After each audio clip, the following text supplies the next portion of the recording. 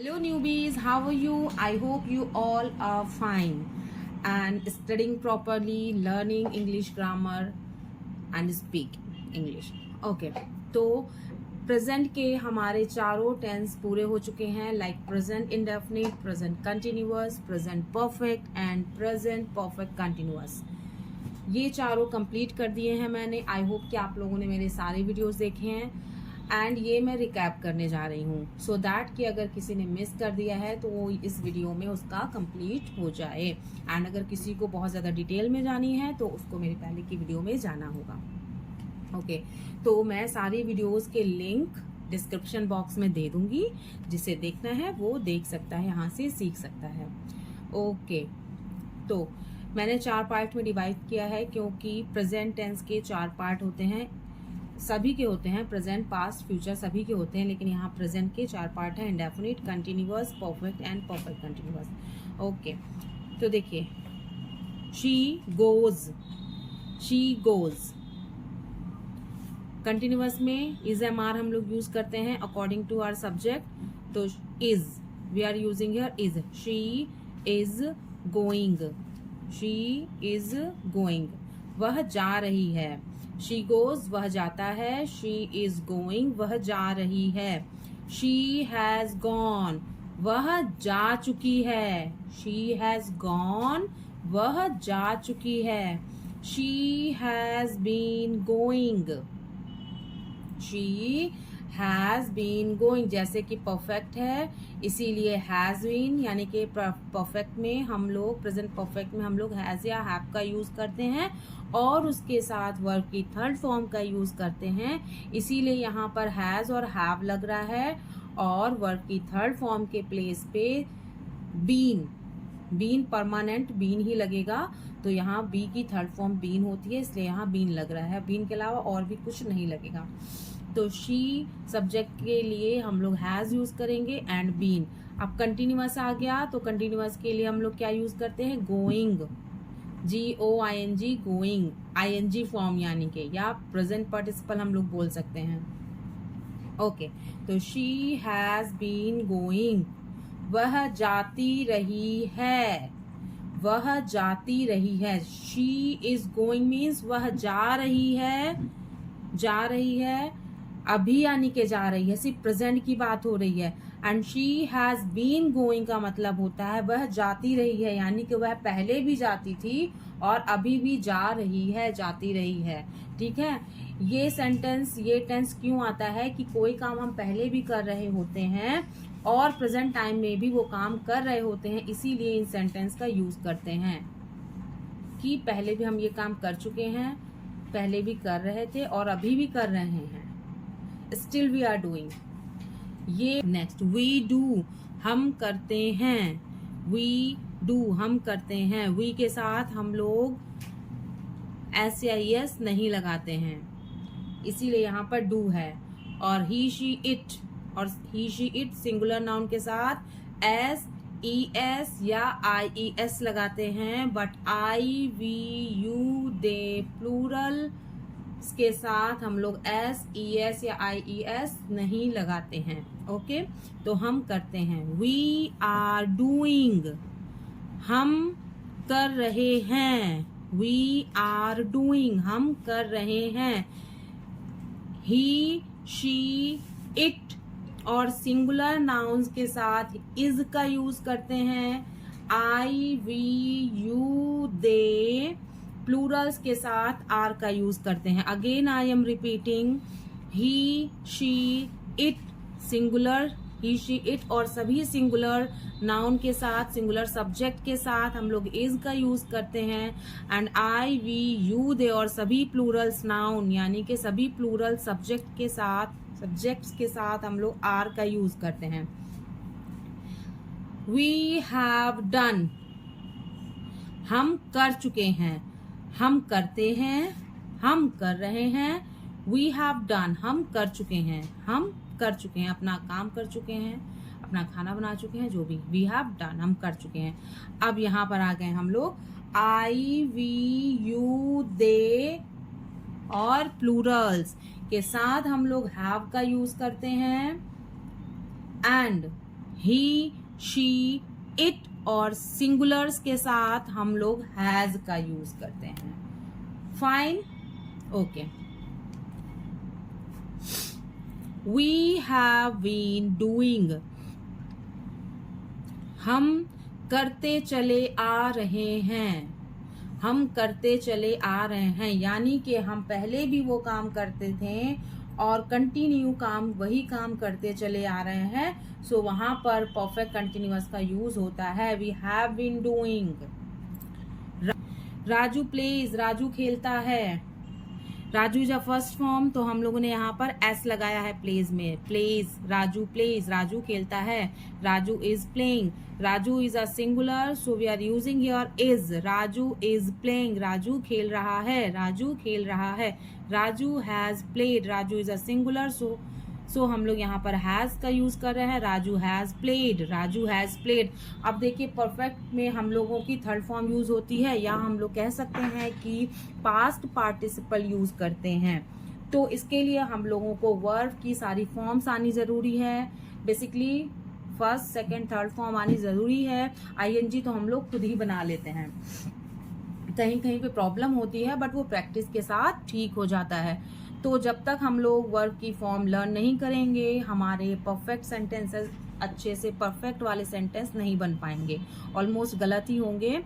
तो इसका डिस्क्रिप्शन, इस वर्ब की फॉर्म्स का डिस्क्रिप्शन, वर्ब की फॉर्म का वीडियो मैं डिस्क्रिप्शन बॉक्स में डाल दूंगी, यानी कि उसका लिंक डाल दूंगी, आप लोग वहां से जाके लर्न कर सकते हैं। राजू हैज प्लेड, राजू खेल चुका है। Raju has been playing, Raju खेलता चला आ रहा है, यानी कि पहले भी वो खेल रहा था और अभी भी खेलता चला आ रहा है। Raju has been playing. He studies, he is a singular, and here देखिए हम लोगों ने IES किया हुआ है। यहाँ पर भी वाई था, बट हम लोगों ने IES नहीं लिखा। यहाँ पर स्टडी, स्टडी की स्पेलिंग क्या होती है? STUDY। वाई को हटा के हम लोगों ने आई लगा दिया है, और ES तो लगाते ही हैं। तो या हम लोग ये बोल सकते हैं कि वाई को हटा के हम लोगों ने IES लगा दिया है। ही स्टडीज, यानी कि प्रेजेंट इंडेफिनिट में जब भी हम पॉजिटिव सेंटेंस बनाते हैं तो सब्जेक्ट के अकॉर्डिंग हम लोग SES या IES लगाते हैं। ठीक है, ये हमें कैसे पता चलता है? सिंगुलर और प्लूरल जब हम पढ़ते हैं, सिंगुलर प्लूरल जब हमने कभी पढ़ा होगा, उससे हम लोग को पता चलता है कि किन वर्ड्स के साथ हम लोग को S लगाना है, किसके साथ ES लगाना है, और एंड किसके साथ IES लगाना है। ठीक है, और धीरे धीरे हम लोग सेंटेंस पढ़ते जाते हैं, बुक्स रीडिंग करते हैं, तो हम लोगों की ये सारे हम लोगों को प्रैक्टिस हो जाते हैं अपने आप। जैसे ही वर्ड्स हमारी आंखों के सामने आते हैं, हम पढ़ते हैं उन्हें, हमारे माइंड में सेट हो जाते हैं, तो फिर हमें क्या होता है, लर्न करने की भी जरूरत नहीं पड़ती है, अपने आप हमारे माइंड में अच्छे से सेट हो जाते हैं, फीड हो जाते हैं। सो यहाँ पर IES हम लोग लगा रहे हैं। वह पढ़ता है, वह पढ़ता है। ही इज स्टडिंग, वह पढ़ रहा है। He is also singular, so is, he is studying, वह पढ़ रहा है। He has studied. अब देखिए यहाँ पर थर्ड फॉर्म क्या है? Studied, IED। वह पढ़ चुका है, वह पढ़ चुका है, एंड हैज लगाया है because he is singular. He has been studying, he has been studying, यानी कि वह पढ़ता चला आ रहा है। अब देखिए जब ये वाले परफेक्ट वाले सेंटेंस बना लेंगे ना, तो इसमें भी हम लोग को प्रॉब्लम नहीं होगी, क्योंकि हम पहले ही ये बना चुके हैं। ही देखिए सेम है, ही हैज थर्ड फॉर्म लगनी थी, तो यहाँ पर बीन एकदम परफेक्ट फिक्स्ड है कि बीन तो आना ही आना है, थर्ड फॉर्म की जगह बीन लगा दी, और बाकी जो हमारा सब्जेक्ट वर्ब होगा उसमें ING फॉर्म लगा देंगे। He has been studying. I water the plants, मैं पौधों को पानी देता हूँ, मैं पौधों को पानी देता हूँ। Water is a verb here water is a verb. पानी देना, वैसे तो नॉर्मल वाटर का मतलब होता है पानी, बट यहाँ पर water we are using water as a verb, तो मैं पौधों को पानी देता हूँ। ओके, वाटर यहाँ पर है, S नहीं लगा है क्योंकि I is not singular. I को हम लोग एज अ प्लूरल मानते हैं, आई को हम लोग प्लूरल मानते हैं, इसलिए यहाँ पर हम लोगों ने SES या IES कुछ भी ऐड नहीं किया है। Next, I am watering the plants. I के साथ ऑलवेज एम आता है प्रेजेंट टेंस में। आई और एम की पक्की वाली दोस्ती है, ये दोनों एक दूसरे का साथ कभी नहीं छोड़ते हैं। अगर आई आ रहा है प्रेजेंट में तो एम जरूर आएगा। प्रेजेंट कंटिन्यूअस कहने का मतलब है। वाटरिंग द प्लांट्स, मैं पौधों को पानी दे रहा हूँ, मैं पौधों को पानी दे रहा हूँ। I have watered the plant. Have, अब एज आई को हम लोग प्लूरल मानते हैं, इसलिए यहाँ पर हम लोग हैव लगा रहे हैं। I have watered the plant, मैं पौधों को पानी दे चुका हूँ या मैंने पौधों को पानी दे दिया है। हिंदी में 2-3 तरीके से बोलेंगे, लेकिन इंग्लिश में सेंटेंस एक ही होगा।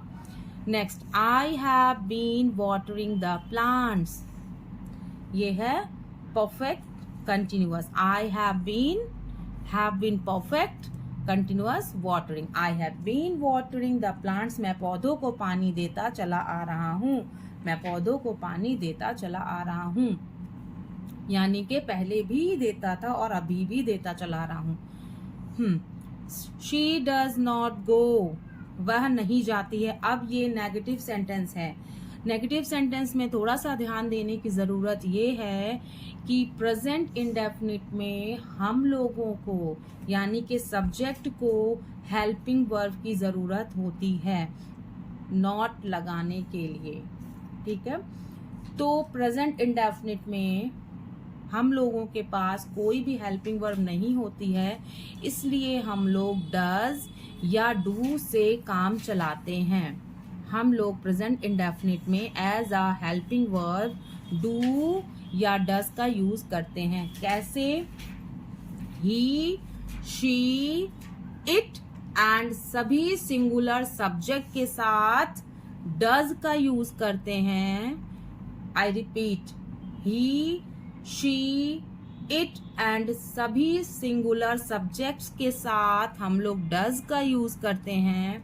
And I, we, you, they और सभी प्लूरल्स के साथ हम लोग डू का यूज करते हैं। बस इतना हम लोगों को ध्यान देना है। जैसे हम लोग पॉजिटिव सेंटेंस में ध्यान दे रहे थे कि सिंगुलर के साथ क्या लाएगा, प्लूरल के साथ क्या आएगा, वैसे ही यहाँ पर ध्यान देना है कि डज लगेगा या डू। जब हमें इतना पता चल जाएगा उसके बाद कोई प्रॉब्लम नहीं होगी। क्यों? जब हमें इतना पता चल जाएगा, इतना हम लोग समझ लेंगे तो हमें कोई प्रॉब्लम नहीं होगी। क्योंकि डज लगाने के बाद हमें वर्ब में जब भी वर्ब आएगी हम लोगों को उसमें एस, ई एस या आई ई एस लगाने की जरूरत नहीं है। मैं देखिए बहुत ही स्लो वे में जा रही हूँ, बहुत ही धीरे धीरे बोल रही, so you all can understand. तो नेगेटिव और इंटेरोगेटिव सेंटेंस में हमारा ये फायदा होगा कि डज या डू लगाने के बाद हम लोगों को बिल्कुल भी टेंशन लेने की जरूरत नहीं है कि वर्ब में यानी कि किस वर्ब में हम लोग एस लगाएंगे, किस में ई एस लगाएंगे, किस में आई ई एस लगाएंगे। ठीक है, तो जब भी चाहे नेगेटिव सेंटेंस हो चाहे इंटेरोगेटिव सेंटेंस हो उसमें हम लोग डू या डज का यूज करेंगे ही करेंगे। और इन दोनों को यूज करने के बाद वर्ब में हमारी टेंशन खत्म कि एस कहाँ लगाना है, ई एस कहाँ लगाना है या आई एस कहाँ लगाना है। ठीक है, तो हमारा जो मेन वर्ब होगा वही आ जाएगा डायरेक्टली। जो हमारी मेन वर्ब है वो ही आएगी, चाहे नेगेटिव सेंटेंस हो चाहे इंटेरोगेटिव सेंटेंस हो, डू या डज लगना ही लगना है और उसके साथ हम लोगों की मेन वर्ब लगनी है। ओके, तो शी डज नॉट गो, वह नहीं जाती है, वह नहीं जाती है। शी इज नॉट गोइंग, वह नहीं जा रही है। अब देखिए सिर्फ और सिर्फ इंडेफिनिट में हम लोगों को हेल्पिंग वर्ब की जरूरत पड़ती है क्योंकि पॉजिटिव में हम लोगों ने कोई भी हेल्पिंग वर्ब यूज नहीं की थी, या ऑक्सिलियरी वर्ब भी हम लोग बोल सकते हैं। यहाँ पर पहले से ही इज था तो हमें कुछ एक्स्ट्रा लगाने की जरूरत नहीं है, हम लोग इसके साथ ही जस्ट नॉट लगा देंगे। Is not, she is not going, वह नहीं जा रही है। शी इज नॉट गोइंग, वह नहीं जा रही है। She has not gone. Perfect में भी पहले से ही एक हेल्पिंग वर्ब था हैज, तो दोबारा से हमें किसी भी हेल्पिंग वर्ब की ज़रूरत नहीं पड़ेगी, यानी कि नॉट को कोई भी हेल्पिंग वर्ब की ज़रूरत नहीं पड़ेगी, डायरेक्ट नॉट उसके बगल में आके बैठ जाएगा। She has not gone, she has not gone, she has not been going. अब जब यहाँ पर हम लोगों ने हैज़ के बाद नॉट लगाया था तो डेफिनेटली यहाँ पर भी हैज़ के बाद ही नॉट आएगा। तो she has not been going, she has not been going, वह नहीं जाता रहा है, वह नहीं जाता रहा है। एंड इसका शी हैज़ नॉट गॉन, वह नहीं गया है या वह नहीं जा चुका है। Next, they do not fly the kite. They है, प्लूरल है, सब्जेक्ट, तो हम लोगों ने यहाँ पर डू लगाया है। They do not fly the kite, वे पतंग नहीं उड़ाते हैं, वे पतंग नहीं उड़ाते हैं। They are not flying the kite, they are not flying the kite, वे पतंग नहीं उड़ा रहे हैं। They have not flown the kite, वे पतंग नहीं उड़ा चुके हैं, वे पतंग नहीं उड़ा चुके हैं। दे के साथ हैव यूज किया है क्योंकि दे प्लूरल है एंड हेल्प ये पहले से था तो यहाँ पर नॉट आ गया अपने आप। They have not been flying the kite, वे पतंग नहीं उड़ाते चले आ रहे हैं, वे पहले भी पतंग नहीं उड़ाते थे और अभी भी पतंग नहीं उड़ा रहे हैं। तो they have not been flying the kite. I hope कि आप लोगों को इस रिकैप में, इस वीडियो में प्रेजेंट के चारों फॉर्म अच्छे से समझ में आ गए होंगे। अगर फिर भी किसी को कोई कंफ्यूजन है तो वो कमेंट बॉक्स में मुझसे पूछ सकता है एंड अपना रिव्यू, अपना व्यू ज़रूर दीजिए। आई होप कि मेरा वीडियो आप लोगों को अच्छा लगा है तो please like, share and subscribe कीजिए। Thank you so much, be happy, bye bye, मिलते हैं नेक्स्ट वीडियो में।